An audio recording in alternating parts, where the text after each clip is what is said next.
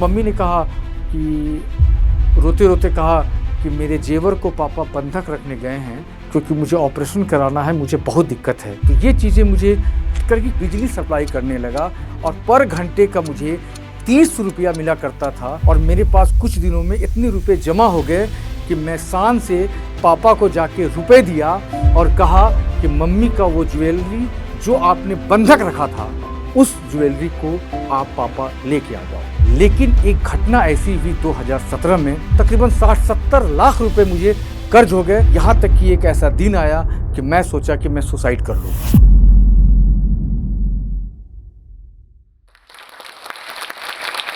कहते हैं ना, जीवन की हर चुनौती एक अवसर की सिद्धि होती है।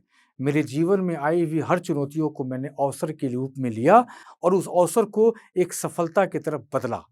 मैं शम्स बिहार के एक छोटे से जिले अररिया के एक छोटे से बाजार जोकीहाट का रहने वाला। मेरा जन्म और कर्म भूमि बचपन से वहीं रही है। मेरे पापा एक lower middle class businessman family से आते हैं।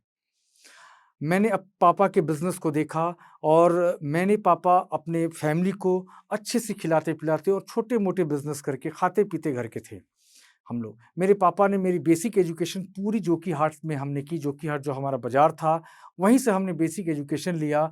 10th भी मैंने वहीं से किया और 10th के बाद मेरे पापा ने कहा कि तुम पटना जाओ और आगे की पढ़ाई वहाँ से करो। तो ये चीज़ें जो हैं पढ़ाई में करने के लिए मैं पटना आ गया और पटना में मैंने 12th की पढ़ाई करने लगा, तैयारियाँ करने लगा। उसी 12th की पढ़ाई करने के बाद जब मैं 12th कंप्लीट किया, तो फिर मैं अपने गाँव आया, जोकीहाट अपने बाज़ार आया, तो वहाँ मुझे पता चला कि मेरी मम्मी बीमार है। मेरी मम्मी को कोई मेडिकल इश्यू हो गया है, जिसमें उन्होंने को ऑपरेशन कराने की ज़रूरत है और मेरे पापा जो कि छोटे-मोटे बिज़नेस करते थे, फर्टिलाइज़र की उनकी शॉप थी, उन्होंने मुझे पटना जैसे जगहों पे खर्च करके पढ़ाते थे। लेकिन तो वहाँ पे क्या हुआ कि मेरे पापा को फाइनेंशियल इश्यू आ गया और लेकिन पापा मुझे इस चीज़ के बारे में कोई जानकारी नहीं दिए कि हमारे साथ पैसों की इतनी बड़ी दिक्कत है। अब मम्मी का ऑपरेशन आ गया। अब मम्मी को ऑपरेशन कराना था, पापा के पास पैसे नहीं थे। मम्मी मेडिकल इश्यू के कारण बहुत परेशान रहा करती थी। तो पापा ने अपने बाज़ार के कुछ लोगों से, मुझे आज भी याद है वो 2 लोगों से पापा ने पैसे माँगे। तो एक ने कहा कि मेरे पास पैसे नहीं हैं और एक ने कहा कि नहीं पैसे हैं लेकिन अभी मैं नहीं दे पाऊँगा, मुझे कुछ काम है। तो मुझे बड़ा ये लगा, तो मैंने सोचा कि ये क्या हो रहा है पापा के साथ में? तो एक दिन मैं सुबह सो के उठा, तो मैं मम्मी देखा कि पापा नहीं हैं, तो पापा से मैंने मम्मी से पूछा कि पापा कहाँ गए हैं? तो मम्मी ने कहा कि रोते-रोते कहा कि मेरे जेवर को पापा बंधक रखने गए हैं क्योंकि मुझे ऑपरेशन कराना है, मुझे बहुत दिक्कत है। तो ये सुन के मैं सन्न रह गया कि मम्मी के जेवर को पापा रखने गए हैं, पैसे का इतना बड़ा दिक्कत है और मैं पटना में बैठ के पढ़ाई कर रहा हूँ। तो ये चीज़ें मुझे हिट कर कि क्या हो रहा है ये ज़िंदगी में, ऐसा क्या हो रहा है? तो फिर पापा ने उस जेवर को बंधक रखा और वहाँ से कुछ पैसे लाके नज़दीक में हमारा सिलीगुड़ी था, वहाँ पे मम्मी का ऑपरेशन करवाया। लेकिन मुझे कहीं न कहीं ये चीज़ हिट किया कि उस मम्मी के ज्वेलरी को, उस ज़ेवर को मुझे वापस तो करना है। क्योंकि मेरी बैकग्राउंड पापा की हमेशा से बिज़नेस की रही है, पापा बिज़नेस करते आए थे। तो कहीं न कहीं मैं पैसों की खनक देखा करता था, बिज़नेस कैसे होता था, क्योंकि मिडल क्लास फैमिली में छोटे पैसे भी आते हैं, तो पैसों की खनक हो जाती है। तो ये चीज़ें मुझे था कि मुझे अब बिज़नेस करना है। मेरी ऐज उस समय तकरीबन 18-19 साल की रही होगी, लेकिन अब जोश आ गया कि नहीं, मेरे पापा की फाइनेंशियल स्थिति ऐसी है और मुझे इस स्थिति को बेहतर करना है, मुझे अपनी मम्मी के उस ज़ेवर को वापस लाना है। तो इस चीज़ों को जब मैं सोचा करता था, तो सोचते-सोचते मुझे कुछ समझ में नहीं आया मैं क्या करूँ? तो मेरे ही ज़मीन में, जहाँ मेरा घर था, एक छोटा-सा घर मेरा हुआ करता था, उसी ज़मीन के बगल में इलाहाबाद बैंक मेरा किराए पे था। वो ज़मीन मैंने इलाहाबाद बैंक को किराए पे दी थी और वहाँ पे बैंक चला करता था और ₹1350 उस किराया का महीने का रेंट आता था, जो पापा को मिला करता था। तो उस बैंक में एक राजेंद्र पंडित करके ब्रांच मैनेजर हुआ करते थे। उन्होंने मुझे एक दिन बुलाया और कहा कि शम्स, ये मेरा बैंक फुल्ली कंप्यूटराइज़्ड होने जा रहा है और जब ये फुल्ली कंप्यूटराइज़्ड होगा तो यहाँ पे इसे चलाने के लिए बिजली की ज़रूरत है और हमारा जो बाज़ार है जोकीहाट और हमारा पूरा जो इलाका है, वहाँ बिजली ना के बराबर थी। कहीं थी और कहीं नहीं थी।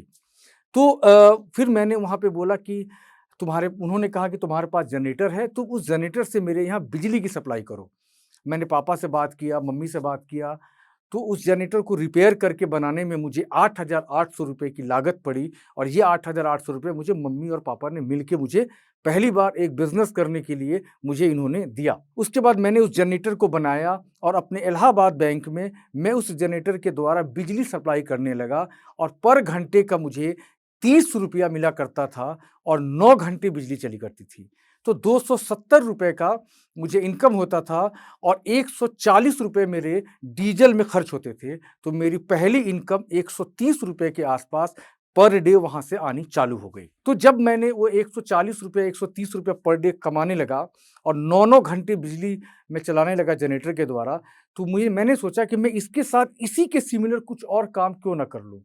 तो मैंने वहाँ पे एक रिसर्च किया कि पाया कि हमारे यहाँ जो बिजली नहीं रहती है, तो लोगों को घरों में बिजली जलाने के लिए बैटरी की ज़रूरत पड़ती है और बैटरी को चार्ज करना पड़ता था।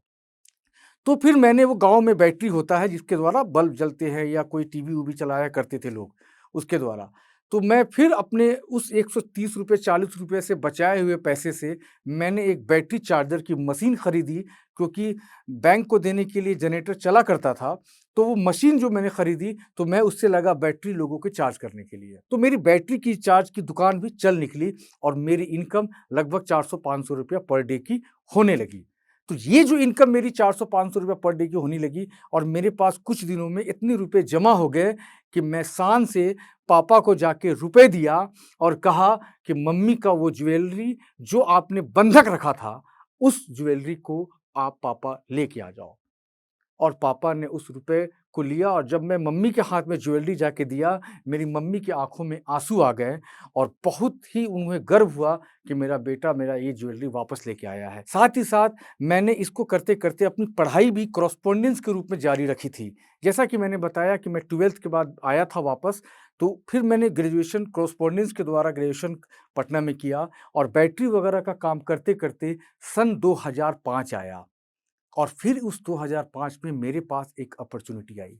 एक व्यक्ति मेरे पास रफ़ीक नाम के आए, जो रफ़ीक हमारे ही जोकीहाट बाज़ार से थोड़ा दूर एक गाँव है सिंगार मोहनी।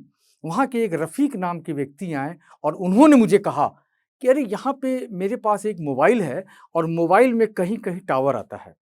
तो जब ये टावर आता है, तो उन्होंने कहा कि तुम मोबाइल का काम स्टार्ट करो। तो मैंने ये मोबाइल का बिज़नेस स्टार्ट किया और ये मोबाइल का बिज़नेस मेरा इतना अच्छा चल निकला कि मुझे शम्स मोबाइल वाले के नाम से मेरे पूरे इलाके के लोग जानने लगे।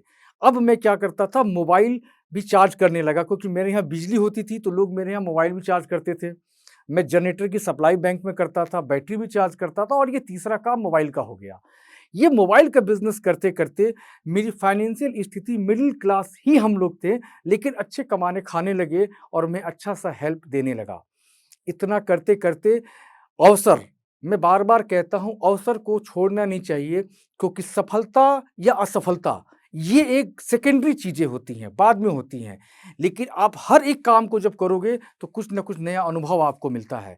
यही अनुभव था कि मैंने राजेंद्र पंडित के द्वारा मैंने बैटरी का दुकान खोला, जनरेटर चलाया और रफ़ीक के ज्ञान की वजह से मैंने ये किया। इसी तरीके से एक ज्ञान मेरे पास आया।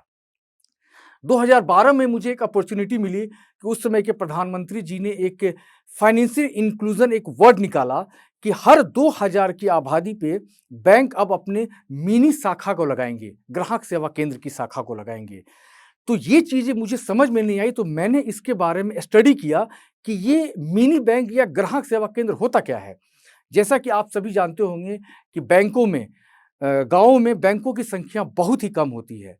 तो इस बैंकों की संख्या कम होने की वजह से मैंने अपॉर्च्युनिटी को ग्रैब किया और मैंने एक बैंक की शाखा, जिसे ग्राहक सेवा केंद्र के नाम से जाना था, मैंने इस बैंक को लेकर के अपने इलाहाबाद बैंक वाली जो ज़मीन थी, मैंने वहीं पे एक छोटा-सा ब्रांच खोल दिया और जिसे ग्राहक सेवा केंद्र को कहते थे। जहाँ पे लोगों का ज़ीरो बैलेंस में खाता खुलता था, जहाँ लोग अपने पैसे निकाल सकते थे, पैसे जमा कर सकते थे, पैसे भेज सकते थे। ग्राहक सेवा केंद्र का ये होता है और आज भी ग्राहक सेवा केंद्र बैंकों के अलग-अलग जगह पे, छोटे-छोटे वैसे-वैसे जगह पे, जहाँ बैंक अपनी शाखा को नहीं खोल सकती है, बड़ी शाखा को, तो ये शाखा वहाँ पे छोटे ब्रांच के रूप में काम आते थे। लेकिन सब कुछ ज़िंदगी मेरी अच्छी चल रही थी, सब कुछ अच्छा चल रहा था। लेकिन एक घटना ऐसी हुई 2017 में कि अचानक 2017 में बिहार के सीमांचल इलाके में एक बहुत बड़ी बाढ़ आई, फ्लड आया, जिसकी वजह से हमारे पूरे इलाके, पूरे गाँव पानी में डूब गए। हमारा सारा दुकान पानी में डूब गया, मेरे मोबाइल्स पूरे बर्बाद हो गए, बैटरी के चार्जर खराब हो गए, जनरेटर खराब हो गए और मैं इतने रुपए कर्ज में और इतने रुपए फाइनेंशियल इश्यूज़ में मैं आ गया 2017 पे कि मेरे पास कर्ज बहुत ज़्यादा हो गए, तकरीबन 60-70 लाख रुपए मुझे कर्ज हो गए, जिसकी वजह से मुझे बहुत आर्थिक परेशानी उठानी पड़ी। मेरी इमेज जो है वो नेगेटिविटी मार्केट में फैल गई कि इसके पास इतने कर्ज़े हो गए हैं। लोग मुझे समझने लगे कि लोग पैसे के लिए मेरे दरवाजे पे आने लगे। यहाँ तक कि एक ऐसा दिन आया कि मैं सोचा कि मैं सुसाइड कर लूँ। तो मेरी वाइफ़ ने मुझे रोका और मेरी वाइफ़ ने कहा कि इतने से पैसे के लिए आप अपनी ज़िंदगी ख़त्म कर दोगे, तो फिर आगे की ज़िंदगी कैसे होगी? क्या लोग कर्ज़े वाले छोड़ देंगे? आपके पापा को पकड़ेंगे, मुझे पकड़ेंगे, तो ये फिर कर्ज़े कहाँ से आएँगे? तो फिर मेरे में एक इच्छा शक्ति जगी और मैं अपनी पुरानी चीज़ों को याद किया कि अवसर तलाशना और उस अवसर को तलाश के अपॉर्च्युनिटी में बदलना, ये मेरी आदत सी रही है। तो फिर मैंने इसमें क्या किया कि मैंने एक ऐसा सोचा, मैं अपने भाई जो छोटा भाई मेरा राशिद है, मैंने उसको बोला कि मैंने फ़िज़िकल काम बहुत किया, दुकान किया, मोबाइल शॉप किया, बैंक किया, ये सब किया, बहुत सारा काम किया। क्यों ना हम एक ऐसा काम करें जो कि कहीं शॉप ना हो, दुकान ना हो, तो कुछ ऐसा काम ढूँढे। तो मैं उसके बारे में जब रिसर्च करने लगा, तो 1 साल पहले जो नोटबंदी हुई थी और इलाहाबाद बैंक जो मेरे बगल में था, तो इलाहाबाद बैंकों में भीड़ देखा करता था और मैं भी ग्राहक सेवा केंद्र करके एक छोटा बैंक चलाता था, तो मैंने अपने यहाँ भी भीड़ देखा किया। तो उस समय मुझे एक नाम याद आ गया कि पेटीएम का नाम बहुत ज़्यादा लगा चलने के लिए। तो ये पेटीएम जो वर्ड है, मैं इसके बारे में रिसर्च करने लगा, ये पेटीएम होता क्या है और पेटीएम ने क्या-क्या किया। तो मुझे जब मैं पेटीएम की विजय शेखर की जर्नी जब लगा पढ़ने के लिए, तो मुझे इनकी लाइफ स्ट्रगलिंग अच्छी लगी और मुझे एक मोटिवेशन भी आया कि विजय शेखर ने कैसे इस कंपनी को बनाया और क्या-क्या इसमें किया और आज पेटीएम इस नोटबंदी के समय लोगों के पेमेंट का एक नया सहारा बना है। तो मैं इसको करने के लिए मैंने अपने भाई को बोला, तो क्यों ना मैं इस टाइप की कंपनी एक स्टार्ट करूँ। तो लेकिन स्टार्ट करने के लिए पैसे चाहिए, लाखों करोड़ों रुपए का बिज़नेस है। फिर मैंने स्टडी किया कि पैसे तो लगेंगे, लेकिन इसके लिए एक सॉफ्टवेयर की ज़रूरत पड़ती है। तो मैंने अपने भाई को बोला था कि तुम बीटेक कर रहे हो, तुम सॉफ्टवेयर का काम सीखो और मैं पता करता हूँ इसके सॉफ्टवेयर कहाँ बनते हैं। क्योंकि जैसा कि मैंने शुरुआत से आपको बताया कि मैं हर अपॉर्च्युनिटीज़ को, हर अवसर को कभी छोड़ा नहीं।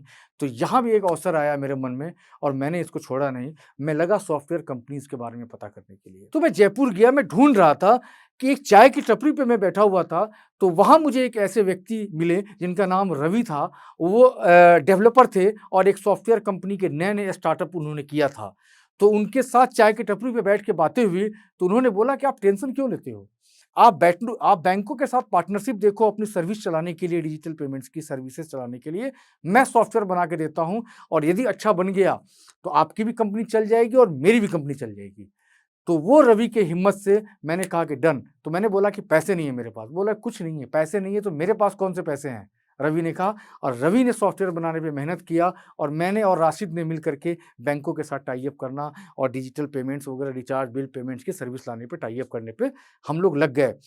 और ऐसे वो सॉफ्टवेयर तैयार हुआ।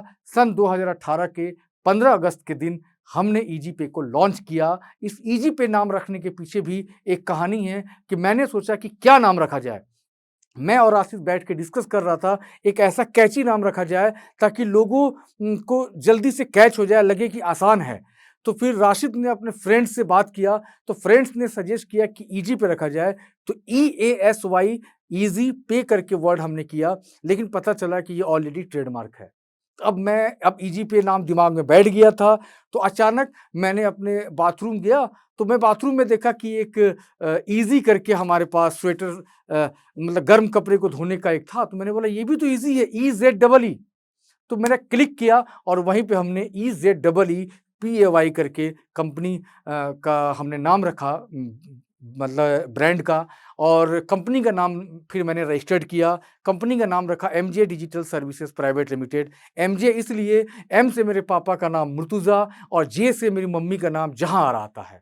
तो MJ digital services private limited हमने जुलाई में रजिस्टर्ड किया और ऑपरेशनल हम लोग 15 अगस्त 2018 को हमने इसको ऑपरेशन स्टार्ट किया। जब ये स्टार्ट किया तो मैं और राशिद पूरे कस्टमर केयर थे, पूरे अकाउंटेंट थे, सब कुछ हम लोग थे। अब इसे स्टार्ट करने के पीछे मैं जब लोगों से मिला करता था, ईज़ीपे के बारे में बताता था, तो 1-2 कंपनियाँ थी जो इस टाइप का बिज़नेस किया करते थे। तो हमें लगा कि लोग हम पे कैसे विश्वास करेंगे? तो मैं राशिद को कहा कि आप ऐसा करो, दिल्ली बैठो, मैं फील्ड निकलता हूँ और स्टार्ट हम सबसे पहले बिहार से करते हैं। तो मैं गया बिहार और मैं जब गया, मैं उन लोगों से मिला और सबसे पहले मैं बिहार के गोपालगंज ज़िले में एक ट्रांज़ैक्शन को मैंने इनिशिएट करवाया और उस मर्चेंट को जब मैं जोड़ा अपने साथ में, जो दुकानदार थे कि आप ईज़ीपे का जोड़ो, तो उन्होंने पहला ट्रांज़ैक्शन करवाया और बहुत ही खुश हुआ। और उसी रिटेलर्स ने, उसी दुकानदार ने मुझे एक वर्ड बोला, "अरे! आपका ईज़ीपे तो सबसे ईज़ी है।" तो आज भी मेरा टैगलाइन ईज़ीपे सबसे ईज़ी है, क्योंकि हम ऐसा ही टैगलाइन को, और ये उस दुकानदार गोपालगंज का वो दुकानदार था, बिहार का गोपालगंज का। तो फिर मैंने इसे वहाँ से धीरे-धीरे अपने उन सभी लोगों से मैं मिला और ईज़ीपे के साथ उनको मोटिवेट किया, उनको ईज़ीपे के साथ जोड़ा और इस तरीके से मैं दिसंबर तक बिहार में रहा और दिसंबर तक का जो ज़ीरो टर्नओवर मेरा अगस्त में था, दिसंबर तक मेरे 5 से 8 लाख रुपए पर मंथ के फाइनेंशियल टर्नओवर होने लगे।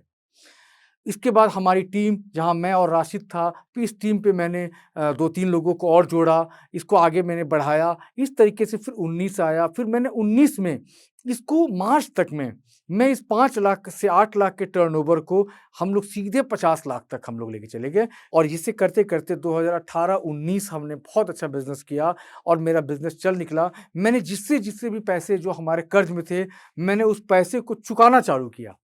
क्यों क्योंकि मेरे पापा बार-बार बोलते थे कि जिसके कर्ज़े हैं उनको ज़रूर देना, क्योंकि इसका फल तुम्हें आगे तुम्हारे व्यापार पे मिलेगा और ये सही चीज़ है। जब भी लोगों की ज़िंदगी में फाइनेंशियल प्रॉब्लम आती है और कर्ज़े में जाएँ, यदि आपकी नीयत देने की है तो भगवान आपको ज़रूर देता है। इसी बीच 2021 20-21 में कोविड आ गया। हमारी टीम तकरीबन 30 लोगों की हो गई थी दिल्ली ऑफिस में और कोविड आ गया और कोविड आने के बाद फिर हमें लगा अब हम तो कहीं निकल ही नहीं सकते हैं, तो बिज़नेस कैसे करेंगे? मेरे अपने सभी एम्प्लॉइज़ को सैलरी देने में अब सोचा कि मैं सैलरी कैसे दूँगा? तो सैलरी देने के लिए भी अब वर्क फ्रॉम होम मैंने दे दिया, लेकिन मैंने किसी एम्प्लॉइज़ को जॉब से नहीं हटाया, क्योंकि ये एम्प्लॉइज़ नहीं, हमारा भरा पूरा परिवार था, जो हमारे बिज़नेस को आगे बढ़ा रहा था, क्योंकि मैं एक अकेला क्या कर सकता था? हमारी एक पूरी टीम थी, जो इस बिज़नेस को आगे बढ़ा रही थी और हमारे एम्प्लॉइज़ का बहुत बड़ा योगदान है इस बिज़नेस को आगे बढ़ाने में। लेकिन जब मैं इसी तरीके से बैठा हुआ था, एक दिन अचानक मोदी जी घोषणा करते हैं कि महिलाओं के खाते में कोविड के पीरियड में 5-5 सौ रुपए सरकार के द्वारा डाले जाएँगे। ये घोषणा सुनकर के मैं खुशी से उछल पड़ा, क्योंकि 500 रुपए निकालने के लिए, और कोविड के समय बैंक भी नहीं खुलता था और कहीं-कहीं खुलता भी था, तो लोगों को दिक्कतें होती थी। तो मैंने सोचा कि यहाँ पे फिर एक अपॉर्च्युनिटी मुझे मिली और मैंने अपने ईज़ीपे के जो मर्चेंट हैं, जो दुकानदारों को मैं जोड़ करके ईज़ीपे की सर्विसेज़ देता था, मैं इन लोगों को कन्विंस लगा करने के लिए कि आप घर-घर जाओ और लोगों के पैसे उनके बैंक खाते से निकाल के दो। और मोदी जी के उस 5-5 सौ रुपया लोगों के घर-घर जाके हमारे दुकानदार जाके पैसा निकाल के देने लगे और सच्ची ईज़ीपे का सबसे ज़्यादा नाम और सबसे ज़्यादा पहचान कोविड के समय से और हुआ, जो हमने कोविड रहते हुए हमारे लाखों और हज़ारों दुकानदार लोगों के घर-घर से पैसा निकाल के दिए। ये हमारे साथ एक बहुत अच्छा अनुभव रहा और ईज़ीपे वहीं से राइज़ करना चालू किया। हमने अपने टर्नओवर को कोविड के बाद से, जहाँ हमारे कुछ लाख के टर्नओवर महीने में होते थे, हमने 100 करोड़ की पहली टर्नओवर 2021 में हमने पूरा किया, मंथली टर्नओवर। और उसके बाद से ये टर्नओवर रुकने का नाम नहीं लिया। 2021 में 100 करोड़ और 22 में 8,000 करोड़ रुपए का फाइनेंशियल ट्रांज़ैक्शन ईज़ीपे के रूट से हुआ। जिसमें, और ये जो हमारे मर्चेंट थे, जो दुकानदार जिनको हम कहते हैं, ये जहाँ हमारे सैकड़ों में हुआ करते थे, 2021 और 22 होते-होते ये लाखों में हो गए और ये लाखों दुकानदार मिलके ईज़ीपे के प्लेटफ़ॉर्म से 8,000 करोड़ रुपए का बिज़नेस लगे करने के लिए साल का। इस बिज़नेस को और ग्रो करते-करते मैंने सोचा कि क्यों ना, अब जब हम इतने पैसे कमा रहे हैं, इतने अच्छे ग्रो कर रहे हैं, तो मैं एक ब्रांड एम्बेसडर लेते आऊँ। हमने पता किया तो जिमी शेरगिल को हमने 2022 में ईजीपे का ब्रांड एम्बेसडर के रूप में जिमी शेरगिल को साइन किया और जिमी शेरगिल ने हमारे लिए वीडियोस और ईजीपे के बारे में बताना चालू किया और हमारा टर्नओवर जो कि पहले 8,000 करोड़ रुपया सालाना था, आज 17,500 करोड़ रुपया फाइनेंशियल ट्रांजैक्शन सालाना होता है। तो ये एक ईजीपे की जर्नी थी। इस ईजीपे की जर्नी में आपको एक चीज़ सीखने को मिलेगा कि आप चाहे गांव से आएँ या शहर से आएँ, यदि आपके पास अपॉर्चुनिटी आता है, आपकी इच्छा शक्ति यदि मजबूत है, तो आप बड़े से बड़े पहाड़ भी तोड़ सकते हैं। हमारे बिहार में मांझी जी एक हैं जिन्होंने अपने प्यार को पाने के लिए पहाड़ तोड़ दिया था। ये सब स्टोरी मैंने देखा था और मैं इस जोश टॉक के मंच पे जब मैं बेरोज़गार बैठा हुआ था, कोई काम नहीं था मेरे पास, तो मैं इस जोश टॉक में पहली बार मैंने जोश टॉक को देखा, जहाँ पे लोग आकर के अपनी कहानियाँ कहते थे। तो मैं सोचा कि जब ये लोग कर सकते हैं, तो मैं क्यों नहीं कर सकता हूँ? तो इन जोश टॉक की कहानियों में एक पॉजिटिव एटीट्यूड होता था, इनकी कहानियों से काफ़ी कुछ सीखने को मिलता था। तो ये जोश टॉक जो है एक ऐसा प्लेटफॉर्म मेरे लिए बना जो कि मुझे मोटिवेशनल दिया। मैं कभी भी जब भी मैं डिमोटिवेट होता था, मैं जोश टॉक देख करके मोटिवेट हो जाता था और आज मैं जोश टॉक के मन से आप लोगों को ये कहना चाहता हूँ, आपके पास पैसे हो ना हो, अवसर आता है, किसी भी अवसर को नहीं छोड़िए, क्योंकि अवसर जो है कभी भी आप हर एक अवसर को ट्राई करेंगे। सफलता और असफलता दो चीज़ होती है। यदि आप प्रयास करते हैं तो दो चीज़ होंगी, या तो आप सफल होंगे या तो असफल होंगे। यदि आप सफल हो गए तो बहुत अच्छी बात है और असफल होंगे तो निराश नहीं होइए, आपके पास अनुभव मिला, उस अनुभव से फिर आप प्रयास कर सकते हैं सफलता की एक और कदम बढ़ने। धन्यवाद।